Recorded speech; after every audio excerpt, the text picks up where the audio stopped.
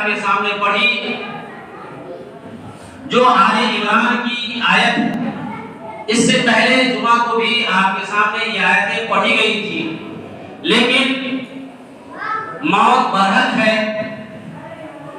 جناب منشی شعیب صاحب کی اہلیہ کا اچانک جمعہ جیسے بابرکت دن میں وہ وصال پا گئی، دنیا سے رخصت ہو گئی۔ موت ہر شخص کو آنا ہے، تو اس موضوع پر گزشتہ جمعہ خاطر خواہ آپ کے سامنے باتیں رکھی گئی۔ سچی بات یہ ہے کہ انسان عقل مند باشعور وہی ہے کہ مرنے سے پہلے اپنے مرنے کی تیاری کر لے۔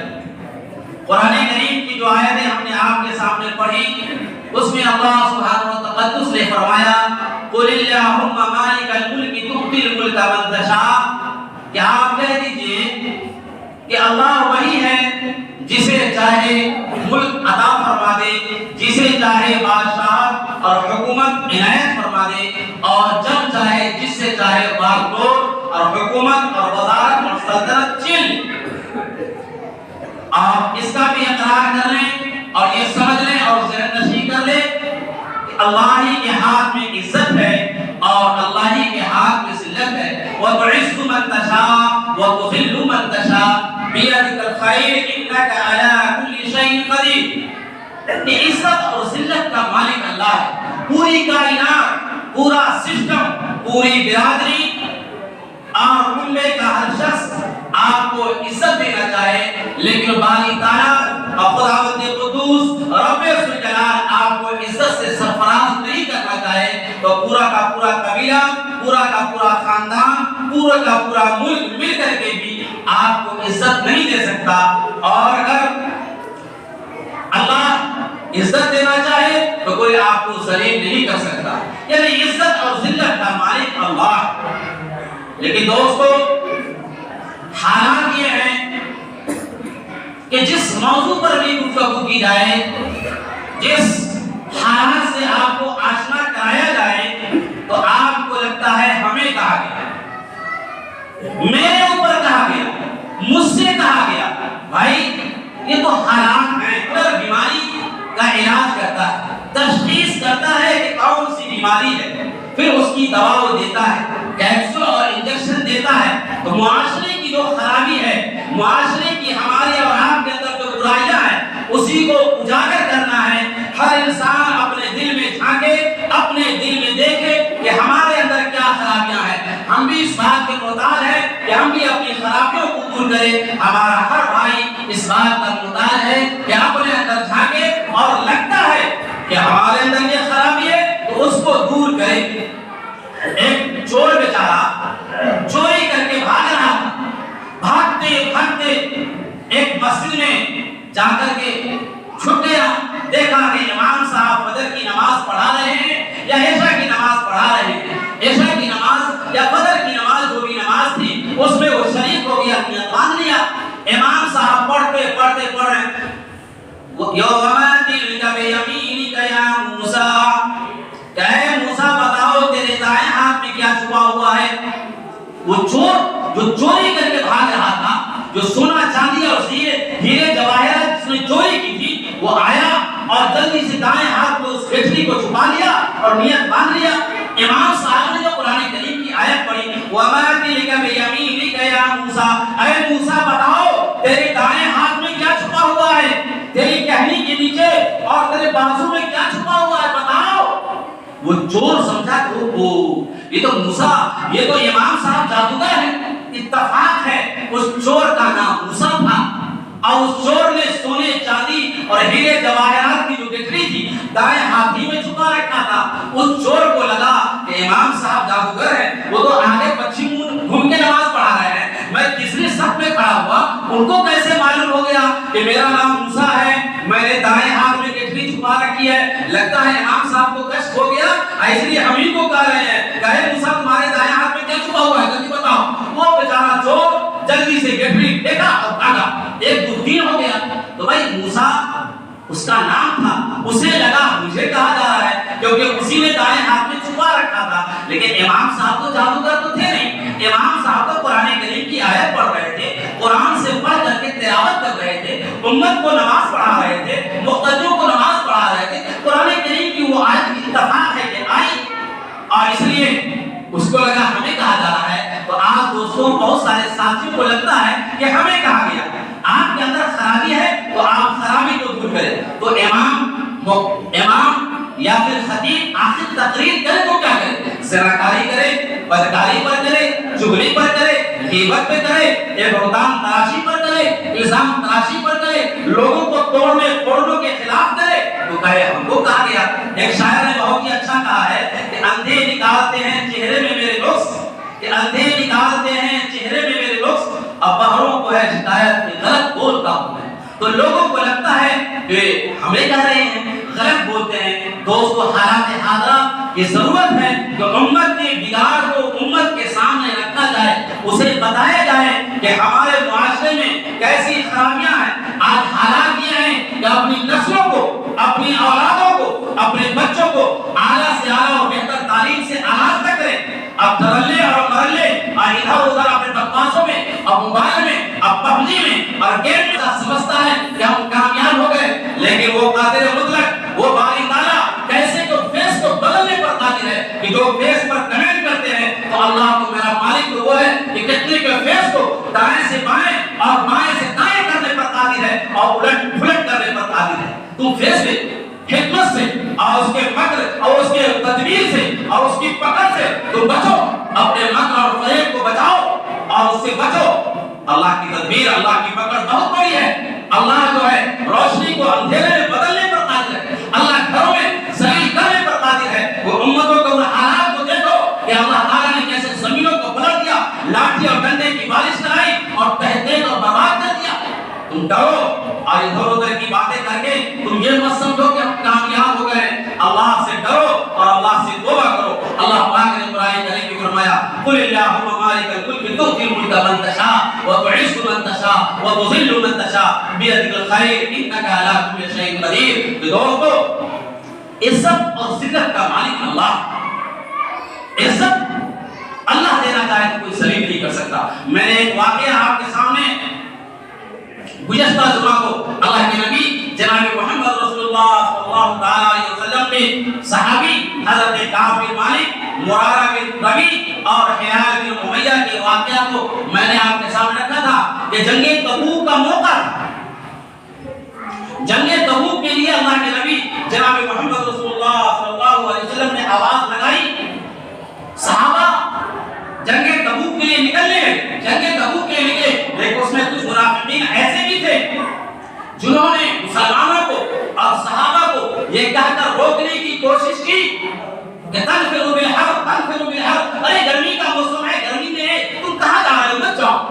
لوگوں کو روکنے کی کوشش کی، لیکن تین صحابی جلیل القدر صحابی ایسے تھے جو کسی وجہ سے اپنی مصروفیت کی وجہ سے نہیں جا سکے۔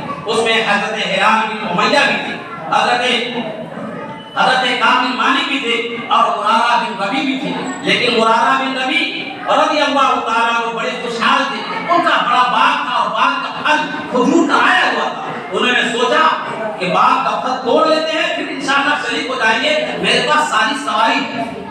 لیکن بہرحال باغ کی وجہ سے وہ نہیں جا سکے اور صحابہ واپس آ گئے، اللہ کے نبی واپس آ گئے۔ حضرت مرارہ بن ربیع نے اپنے باغ کو اس لیے وقف کر دیا کہ اسی باغ کی وجہ سے میں نے جنگ میں شرکت نہیں کی، اور حضرت عبد الملک، حضرت کعب بن مالک رضی اللہ تعالی عنہ کے پاس بڑی خوشحالی تھی، بڑی فراوانی تھی، اور وہ سوچے اب چلے جائیں گے، کب چلے جائیں گے، اب چلے جائیں گے، کب چلے جائیں گے۔ تمام طرح کی فراوانی اور سواری ہونے کے باوجود وہ شریک نہیں کر سکے۔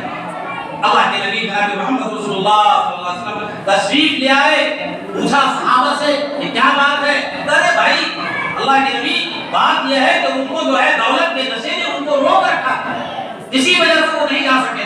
بہرحال اللہ کے نبی جناب محمد رسول اللہ صلی اللہ علیہ وسلم نے صحابہ کو روک دیا کہ آپ میں سے کوئی بھی آدمی ان سے بات نہ کرے، اور ان کو گھر میں قید کر دیا گیا۔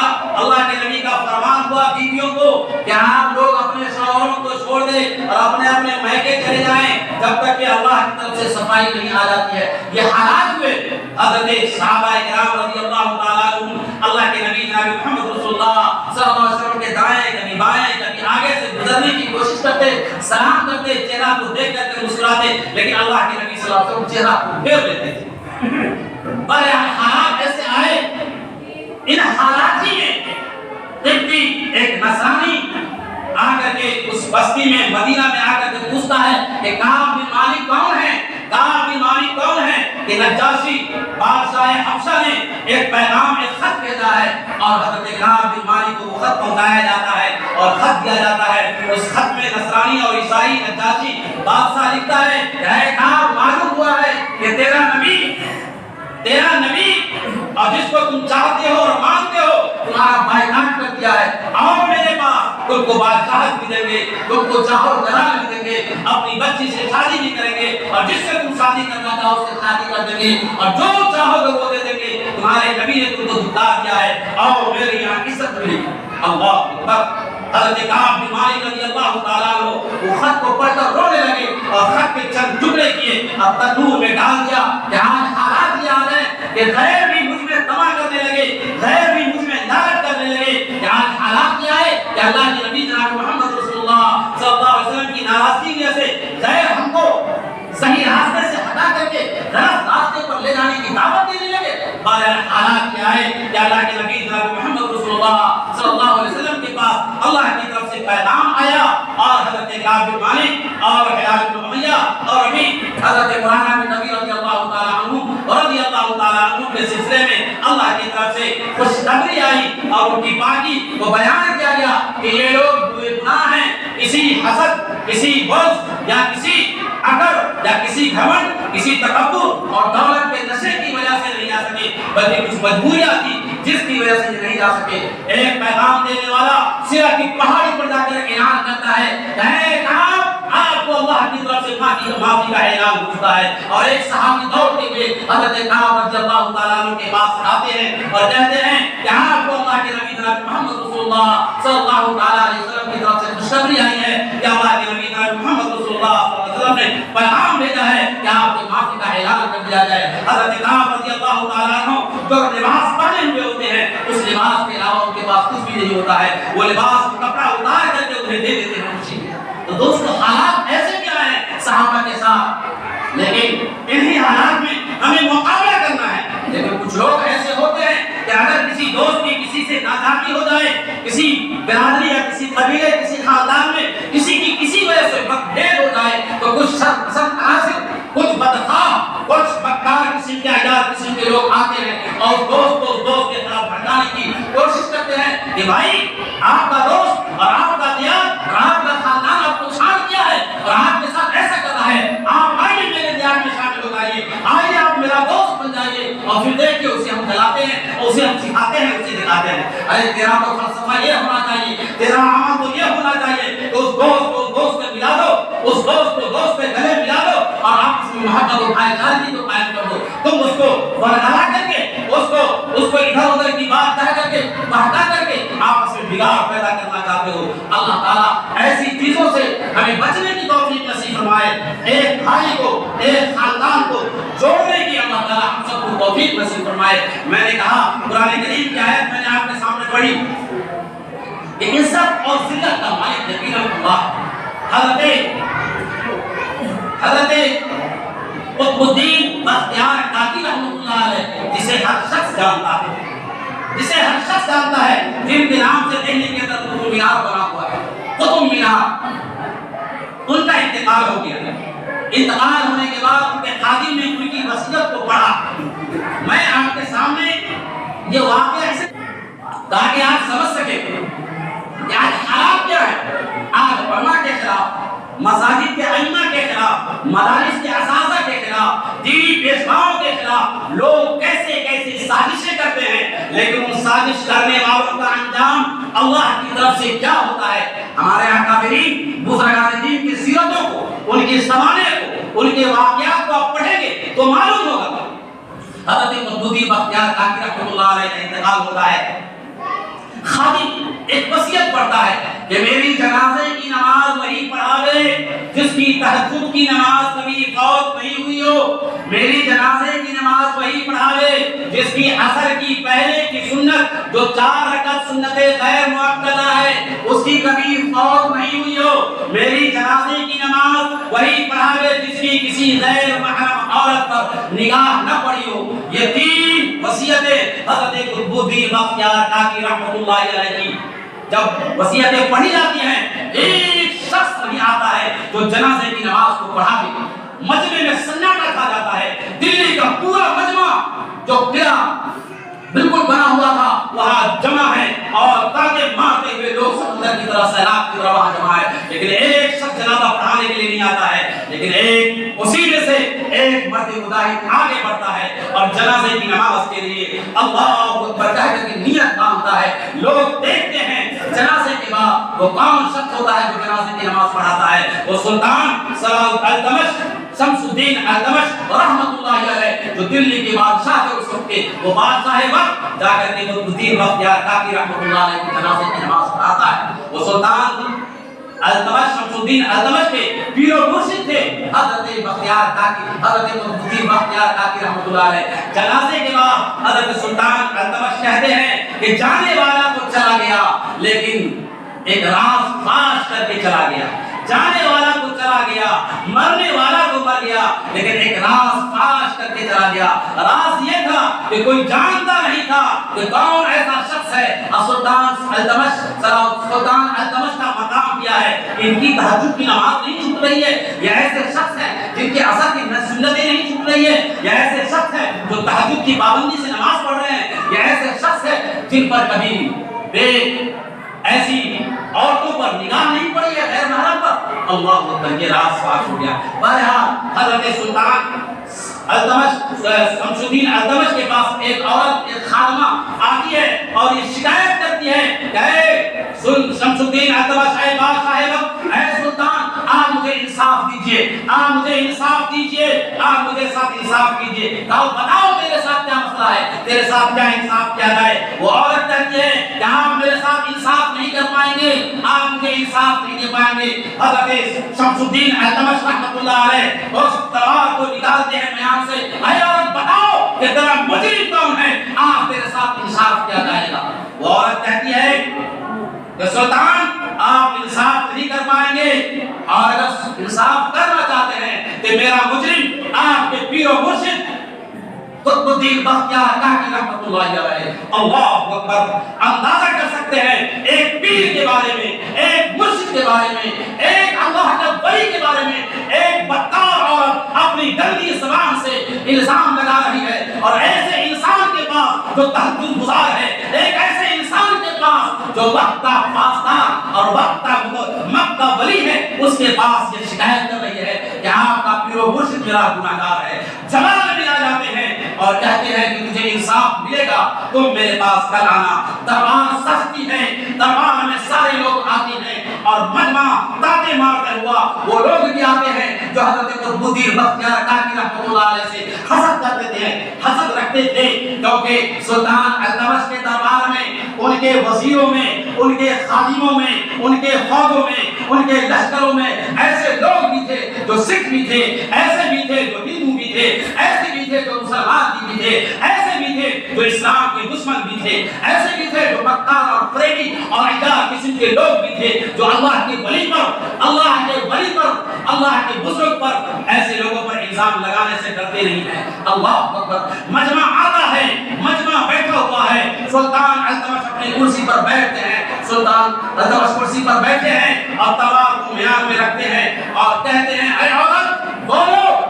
اسی بیچ میں حضرت خواجہ اجمیری معین الدین چشتی رحمۃ اللہ علیہ اپنی مجلس میں بیٹھے ہوئے ہوتے ہیں، وہاں اجمیر شریف کے اندر خواجہ کہتے ہیں کہ اے لوگو میرا بیٹا مجھے پکار رہا ہے، دہلی کے اندر میرا بیٹا مجھے پکار رہا ہے۔ فوراً خواجہ اجمیری رحمۃ اللہ علیہ اپنے दरबार को, अपनी मजलिस को, अपने मुतवल्लियों को और अपने मानने वाले, अपने चाहने वाले, अपने शहदाइयों को उसी हालत में मजलिस में छोड़ देते हैं और अजमेर से चल देते हैं। यहाँ मजलिस दिल्ली के अंदर लगी हुई है। अल्लाह के वलियों की क्या शान निराली है। ये ख्वाजा अजमेरी अजमेर के अंदर है। यहाँ सुल्तान अल्तमश का दरबार बना हुआ है और वो औरत अपनी नापाक ज़बान से हज़रत बख्तियार काफ़ी रहमतुल्लाह अलैह की शिकायत कर रही है। मजमा ठाके मारता हुआ है, इंसाफ को देखने के लिए तैयार है। यहाँ देखते हैं सुल्तान क्या इंसाफ करते हैं। लेकिन जो लोग मुजरिम थे, जो लोग अहकार और मक्कार थे, जो इस इंतजार में थे कि आज बुजुर्ग का दामन चाक चाक कर दिया जाएगा, उनकी इज्जत को पामाल कर दिया जाएगा, वो लोग अंदर से खुश हो रहे हैं, एक दूसरे को गुजिया काट रहे हैं। आज देखते हैं क्या करते हैं। हज़रत अल्तमश बारहा ख्वाजा अजमेरी वहां से चलते हैं और आते हैं और फौरन यहाँ पहुंच जाते हैं दिल्ली के दरबार में। ये तो अल्लाह की तरफ से करामत थी, ये अल्लाह की तरफ से मोजदा था कि अजमेर जो दिल्ली से सैकड़ों किलोमीटर दूर है, लेकिन अजमेर से चलकर दिल्ली आ जाते हैं, उस मजलिस में शरीक होते हैं। और सुल्तान जब तक पूछ रहा होता है कि बताओ ऐ और तेरा मुजरिम कौन है, वो औरत कहती है और हज़रत ख्वाजा अजमेरी मजलिस में हाजिर होते हैं और कटहरे में वो खड़े होते हैं। हज़रत बख्तियार काफ़ी रहमतुल्लाह अलैह जब ख्वाजा साहब आते हैं तो सुल्तान शमसुद्दीन अल्तमश अपनी कुर्सी को छोड़ देते हैं कि पूरे मुर्शिद के पीरो मुर्शिद आ गए हैं, अपनी कुर्सी को छोड़ देते हैं और कहते हैं ख्वाजा साहब आइए, तशरीफ लाइए, इस कुर्सी पर बैठिए। ख्वाजा साहब कहते हैं आज मैं कुर्सी पर नहीं बैठूंगा, मेरा बेटा कटहरे में खड़ा है और मैं तुम्हारी कुर्सी पर बैठूंगा, ये मुमकिन नहीं है। बहरहाल जाते हैं वहाँ, उस औरत से पूछते हैं अरे औरत बता सही सही कि तेरा मुजरिम कौन है, तुझे मरना है, उस बात पर बरकरार क्या तुझे जाना है और अपने किए का तुझे हिसाब लेना है, सच्ची और पक्की बात बताओ तेरा मुजरिम कौन है। वो औरत बार बार कहती है कि मेरा मुजरिम बख्तियार काफ़ी रहमतुल्लाह अलैह। हज़रत ख्वाजा मोइनुद्दीन चिश्ती रहमतुल्लाह अलैह 3 मरतबा सवाल करते हैं। वो औरत बार बार जब ये कहती है तो उस बच्चे को जो 6 महीने का या 3 महीने का या 1 महीने का वो बच्चा होता है, उसे वो कहते हैं ऐ बच्चा, मैं अल्लाह के फजल से तुझे हुक्म देता हूँ कि बता कि तेरा बाप ही कौन है, तेरा बाप कौन है और तेरे माँ के साथ बाप किसने किया है। वो बच्चा खड़ा होता है और बेबाकी के साथ कहता है कि मेरा बाप और मेरी माँ का मुजरिम ये हसन शाह जो बादशाह का वजीर है, सुल्तान अल्तमश का वजीर है, यही मेरा बाप है और असली बाप है। और ख्वाजा कुतुबुद्दीन बख्तियार काफ़ी रहमतुल्लाह अलैह तमाम गुनाहों से पाक है। मेरी माँ को तो ख्वाजा ने कभी देखा तक नहीं है, मेरी माँ पर बख्तियार काफ़ी कुतुबुद्दीन बख्तियार काफ़ी रहमतुल्लाह अलैह ने कभी निगाह तक नहीं डाली है। ये मुजरिम तो ये है जो हसन शाह। अल्लाह अकबर, अंदाजा कर सकते हैं ये हालात होते हैं। वो बच्चा गवाही देता है और उसके बाद ख्वाजा मोइनुद्दीन चिश्ती रहमतुल्लाह अलैह अपने नूरे नज़र और हज़रत कुतुबुद्दीन बख्तियार काफ़ी रहमतुल्लाह अलैह के हाथ को पकड़ते हैं और दिल्ली से फिर अजमेर की तरफ लेकर चलने लगते हैं। सारा का सारा मजमा कदमों में गिर जाता है और रोने लगता है पूरे दिल्ली वाले कि ख्वाजा साहब आप मुझे बख्तियार काफ़ी से मोहब्बत नहीं करें, आप दिल्ली में जो दिल्ली वाले इनसे फैज़ हासिल कर रहे हैं, इनसे फैज़ हासिल करने दीजिए। और उसके बाद वो मुजरिम और जिन लोगों ने मक्र किया था, जिन लोगों ने फरेब किया था, जिन लोगों ने साजिशें की थी, और हसन शाह सुल्तान अल्तमश के कदम में गिर जाता है और माफी मांगने लगता है कि मैं असल मुजरिम हूँ, मुझसे ये गुनाह हुआ था। और वो कहने लगता है कि हमने ही ऐसा गुनाह किया था और अपने कदमों में गिर जाती है और कहने लगती है कि इन्हीं लोगों ने मुझे लालच दिया था और पैसे का लालच दिया था और कहा था ऐसा इल्जाम बख्तियार काफ़ी रहमतुल्लाह पर लगाओ। बहरहाल हालात आते हैं दोस्तों, इस तरह के हालात उम्मत में है कि कुछ लोग मक्कारी और अय्यारी को छुपाने के लिए दूसरों पर इल्जाम तराशियां करते हैं। अल्लाह ताला ऐसे मक्र से, ऐसे फरेब से बचने की तौफीक नसीब फरमाए और सही मानों में नबी का शहनाई और नबी की सुन्नतों को जिंदा करने वाला बनावे और आपस में प्यार और मोहब्बत और भाईचारगी की बात करने की तौफीक नसीब फरमाए। अल्लाह ताला हमें नबी की सुन्नत को जिंदा करने की और नबी के तरीके पर और बुजुर्गान दीन और औलियाए किराम के तरीके पर चलने की तौफीक नसीब फरमाए। आमीन सुम्मा आमीन। व आखिरु दावाना अनिल हम्दुलिल्लाहि रब्बिल आलमीन। सुन्नतें पढ़ लेना है।